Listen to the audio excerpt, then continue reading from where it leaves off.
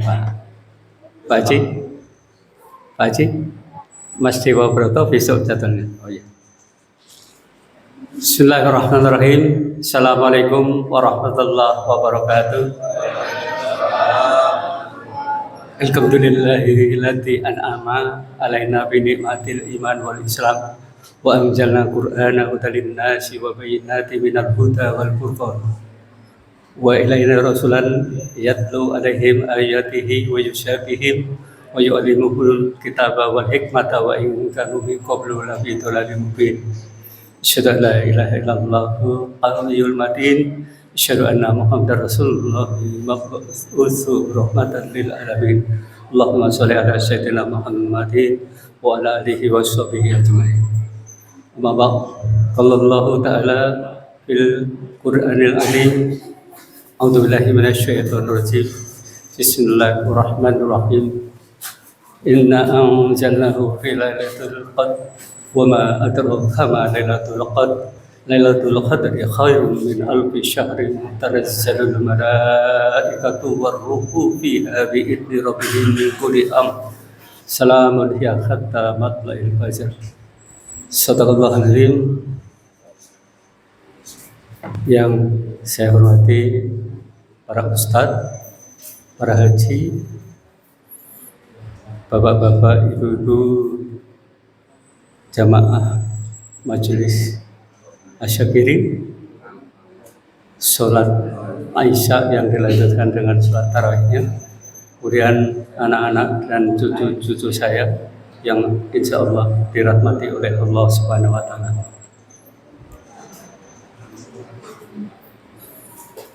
Puji syukur mari kita panjatkan kehadirat Allah Subhanahu Wa Taala atas curahan rahmat dan karunia-Nya, dan kita yang hadir pada malam hari ini adalah termasuk manusia-manusia pilihan Allah. Insya Allah hadiahnya adalah Jannatun Na'im, surga ya Allah Subhanahu Wa Taala. Karena memang banyak ya yang hari ini tidak hadir, padahal ada di rumah nonton TV, tapi beliau tidak dipilih untuk datang di Masjid Jami Asyakirin ini. Salawat dan salam semoga tercurah kepada baginda Nabi Agung Nabi Muhammad Sallallahu Alaihi Wasallam, keluarga dan para kerabatnya. Yang pertama, saya juga apresiasi pada anak-anak saya, cucu-cucu saya yang hari ini masih lengkap ya, dan sudah mulai ada perubahan cara berpakaiannya. Untuk itu Pak Bendahara DKM tolong dikasih angpo itu anak-anak itu biar semangat sholat tarawihnya, sholat berjamaahnya. Hari ini kita telah masuk pada malam yang ke berapa ini Pak? Malam ke-24 ya. Kalau tadi saya bacakan surah di depan tadi mengenai Lailatul Qadar, tapi akan kita awali dulu dengan turunnya Al-Qur'an ya. Bahwa Al-Qur'an itu diturunkan pada bulan Ramadan. Syahrul Ramadan alladzi unzila fihil Qur'an hudan lin-nasi wa bayyinatin minal huda wal furqan. Ya. Bahwa bulan Ramadan adalah bulan diturunkannya Al-Qur'an. Hudan lin-nas sebagai petunjuk bagi umat manusia. Wa bayyinatin minal huda, dan sebagai penjelasan tentang petunjuk-petunjuk itu, dan sebagai pembeda antara yang hak dan yang batil. Ini koridor Al-Qur'annya adalah demikian. Oleh sebab itu bisa dijadikan sebagai pedoman hidup kita semuanya. Tarofikum amroini ratang dilu bihima kitaballahi wa sunatan nabiyya. Kata Rasul, telah aku wariskan, telah aku tinggalkan ya, dua perkara yang apabila engkau berpegang teguh pada keduanya, yaitu Al-Quran dan hadis, maka engkau akan selamat ya, di dunia dan di akhirat nanti. Ini yang mestinya perlu kita camkan bersama, ya, khususnya para jamaah Masjid Asyakirin ini, ya. Ketika kita bertadarus, ya, kita membaca Al-Quran, bahkan targetnya 1 bulan ini 1 kali khatam.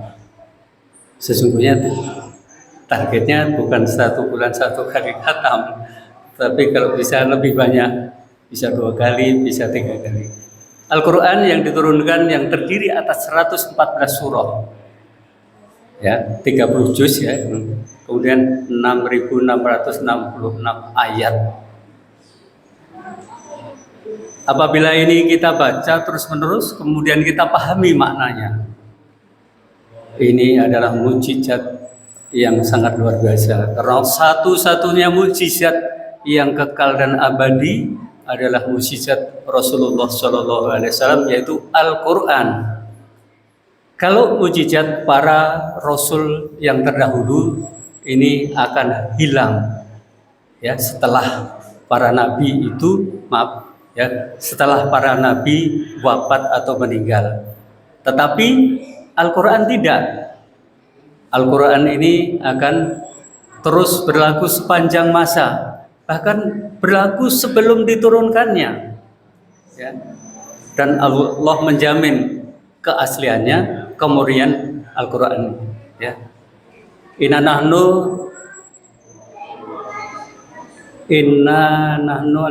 dzikra wa inna lahu lakafidun. Jadi akulah yang menciptakan Al-Quran dan aku yang memeliharanya. Jadi sebagai umat Islam kita tidak perlu khawatir tentang keaslian dari Al-Quran ini, ya. Walaupun banyak orang yang menyindir, ya, tentang Al-Quran, ya. Banyak yang menghina Al-Quran, bahkan dibakar, diinjak-injak. Itu adalah orang-orang yang akan mendapat murkanya Allah, baik di dunia maupun nanti setelah di akhirat. Ada juga manusia yang sampai hari ini tidak mengakui, tidak percaya kalau surga dan neraka itu ada. Ini saya juga terheran-heran ketika kita ngobrol-ngobrol, ya, kemudian dia katakan memang sudah pernah lihat neraka, memang sudah pernah lihat surga. Ini adalah mensekutukan Allah karena tidak percaya akan ciptaan Allah. Surga neraka itu Allah yang menciptakan. Orang-orang yang demikian itu orang yang tidak mengingat kematian. Sebagian besar memang kita akui, mungkin termasuk saya, hari ini dan mungkin hari-hari kebelakang orientasi hidup kita adalah kepada material, pada harta benda. Itu yang terus kita kejar. Tetapi, ya, tugas kita, ya, sebagai ciptaan Allah, bahwa tidaklah aku ciptakan jin dan manusia kecuali untuk menyembah, itu dilaksanakan, ya, sebatas kalau ingat. Kalau tidak ingat biasanya itu ditinggalkan. Ini yang menjadi karakter orang-orang kita. Oleh sebab itu mestinya orang yang sadar akan hal itu, ini momentum yang sangat baik sekali di bulan Ramadan ini, ya. Bulan yang kalau kita ibaratkan Allah sedang mengobrol bonus. Bonusnya bukan tanggung-tanggung, luar biasa. Apa bonusnya? Amal ibadah yang kita lakukan di luar bulan Ramadan nilainya cuma 1. Tetapi kalau kita laksanakan di bulan Ramadan bisa 100 kali, bahkan bisa 700 kali. Ini kalau dipahami mereka, mestinya tidak disia-siakan bulan Ramadan ini. Tapi manusialah kadang-kadang memang tidak berpikir secara mendalam. Apa yang dipikirkan hanya saya bisa makan, mungkin rumah saya bagus, mobil saya 4, dan lain sebagainya. Bagi yang tidak punya mobil, tidak punya rumah bagus, juga berkewajiban untuk beribadah kepada Allah. Ya, walaupun Allah juga memberikan aturan yang mempersilahkan kalau kamu mau boleh beriman, tapi kalau tidak ya boleh kafir. Tapi konsekuensinya kafir adalah neraka. Itu sudah pasti. Ya. Kalau matematika itu pasti, apalagi kalau ini yang bicara Allah itu sangat pasti. Oleh sebab itu kita berharap, terutama ini para generasi muda saya, ya, ini mari ya terus kita tingkatkan ya amal dan ibadah kita, khususnya di bulan suci Ramadan ini, supaya Allah akan memberikan jalan terbaik nantinya ya. Setidak-tidaknya kita akan mendapatkan ganjaran yang berlipat-lipat ganda. Dan ini sudah masuk pada 10 malam terakhir yang dari berbagai riwayat ini dinyatakan bahwa malam Lailatul Qadar itu akan turun di 10 malam terakhir, terutama di malam-malam ganjil. Jadi tanggal 21 sampai dengan tanggal 29. Ini saya ngutip salah satu hadis Rasulullah. Qala Rasulullah sallallahu alaihi wasallam, "Tarau Lailatul Qadar fi witri winnal asri lawakhiri min Ramadan." Carilah olehmu sekalian Lailatul Qadar itu pada witir 10 terakhir di bulan Ramadan. Hadis riwayat Bukhari. Witir adalah malam-malam yang ganjil, hitungan ganjil. Jadi ini saya kira kesempatan yang sangat luar biasa yang perlu kita manfaatkan. Jadi bagi Bapak, Ibu, dan anak-anak saya, untuk malam-malam ganjil di 10 hari terakhir ini, mari kita fokuskan untuk kita tingkatkan ibadah kita ya, agar kita insya Allah akan mendapatkan Lailatul Qadar. Orang yang memperoleh Lailatul Qadar teman memang tidak akan kita lihat dengan nyata, tapi Allah sudah Maha tahu. Tapi setidak-tidaknya mereka adalah orang-orang yang terpilih yang nantinya setelah Ramadan ya ibadahnya juga makin tekun ya, makin disiplin.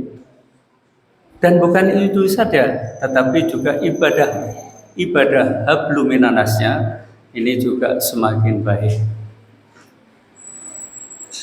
Mudah-mudahan ya di antara kita insya Allah akan dapatkan Lailatul Qadar, dan ini akan memberikan jaminan yang luar biasa, karena di dalam surah Al-Qadar ya, Inna anjalnahu Lailatul Qadar, sesungguhnya kami yang menurunkan Al-Quran itu di malam Lailatul Qadar. Lailatul Qadar khairun min alfi syahr. Tahukah apa yang disebut dengan malam Lailatul Qadar? Lailatul Qadar min alfi syahr. Jadi Lailatul Qadar itu lebih baik dari 1000 malam. Artinya kalau ibadah kita 1 malam aja sama dengan kita beribadah 1000 malam. Kalau kita bisa hidup 10 tahun berarti 10.000 malam. Kalau kita 20 tahun misalkan 20.000 malam. 20.000 bulan, iya bukan malam. Itu kalau dihitung tahun sudah melewati usia kita. Usia kita 100 tahun paling hanya 120 bulan. Luar biasa Allah memberikan harapan kepada kita semua sepanjang kita semua ini mau untuk mengejarnya, untuk mencarinya. Dan yang terakhir juga ingin saya sampaikan kepada para jamaah, ini terkait dengan zakat fitrah. saya membaca beberapa buku referensi bahwa zakat fitrah itu afdol kalau diberikan dalam bentuk natural, bentuk apa yang kita makan sehari-hari. Kalau beras ya beras, ya. Kalau kurma ya kurma, kalau gandum ya gandum. Itu paling afdol menurut pendapat mazhab Syafi'i. Tetapi ada mazhab lain yang mengatakan, ini mazhabnya Hambali kalau tidak salah, itu boleh ditukar dengan uang. Tetapi di mazhab ini mengatakan ukurannya bukan 3,5 liter atau 1 so, tetapi 5 liter. Berarti kalau uang 5 liter kali harga beras berapa ini? Ini kalau mau mengikuti yang dengan uang. Tapi kita pun juga tidak akan membatasi. Silahkan mau dengan uang untuk zakat fitrah tahun ini dengan ukuran 3,5 liter beras, kemudian dikonversi dalam bentuk uang, dipersilahkan saja. Tetapi kalau mau lebih afdol, ini menurut mazhab Syafi'i adalah dengan beras, ya. Dan mohon maaf, memang Masjid Jami Asy-Syaghir ini mendirikan usaha yang namanya Amal Usaha Masjid Aum, yang sekarang ini baru kita mulai, dan kita menyediakan beras zakat fitrahnya tentu dengan harga yang kompetitif juga, tidak mahal, ya. Dan ini kelebihannya uangnya nanti akan kita sedekahkan, akan kita infaknya, keuntungannya, ya. Sebagian adalah ke masjid. Jadi kalau tahun depan ini atau hari-hari berikutnya ini ada para investor yang akan bergabung dalam AUM ini, nanti juga tentu akan ada aturan-aturan bagaimana cara pembagian untungnya ini, supaya dari kita untuk kita. Bahkan AUM ini juga akan memprogramkan untuk kebutuhan beras hari-hari sepanjang tahun. Tetapi ini tentu nanti juga kita minta request dari para jamaah, Pak, saya butuh sebulannya itu beras misalkan 10 kilo. Berasnya saya yang rojo lele, karena saya makannya rojo lele, bukan rojo teri. Nah, nanti bisa dititipkan, dipesan, itu akan kita siapkan, akan kita adakan. Sekali lagi, nanti berasnya, keuntungannya adalah sebagian untuk kita infakkan ke masjid. Memang ada yang bertanya, untuk apa lagi ini masjid ini cari duit? Saya juga bingung untuk menjawabnya. Jadi kalau ada pertanyaan-pertanyaan gitu, ya mestinya dia juga berpikir bahwa masjid ini bukan sekedar untuk sholat saja, tetapi kita ada taklim, sholat Jumat, yang memang ada beberapa ustadznya kita hire dari luar. Bahkan untuk kajian pada subuh itu kita menggunakan ustadz dari luar. Ya, tentu harus ngasih uang bensin dan lain sebagainya. Ini yang perlu dipahami oleh kita semua, sehingga tidak muncul pertanyaan-pertanyaan yang buat saya ini agak menggelitik di kuping. Kok buat apa? Wah, masjidnya udah jadi nongkrong begini kok masih butuh uang. Ya, ini saya kira pertanyaan-pertanyaan yang menurut saya tidak perlu dijawab. Tapi bagi kita, mari kita bermuhasabah, introspeksi, ya, supaya apa yang akan kita lontarkan di dalam forum-forum ini juga sesuatu yang memang bisa dipertanggungjawabkan, tidak sekedar bertanya dan lain sebagainya. Dan sebagai penutup, memang tetap kami berharap kepada para jamaah, khususnya jamaah Masjid Jami Asy-Syaghir ini, mari kita tetap tingkatkan, ya, ibadah kita, dan sampai dengan Ramadan akhir nanti sholat tarawih kita tetap kita laksanakan di masjid ini. Dan biar saja orang yang di rumah nonton TV sekali-sekali tidak pernah datang ke masjid, itu resiko mereka, ya. Kita sudah siapkan sarana ibadahnya, tetapi dia tidak mau datang ke masjid untuk beribadah. Ini tentu merupakan tanggung jawab mereka masing-masing. Ya. Mungkin itu saja yang saya sampaikan. Mohon maaf saya tadi mengganti Pak Ustadz Haji Empah Saprudin SH yang hari ini berhalangan tidak hadir. Kurang lebihnya mohon maaf. Hadanallah wa iyyakum subulal salam. Assalamualaikum warahmatullahi wabarakatuh.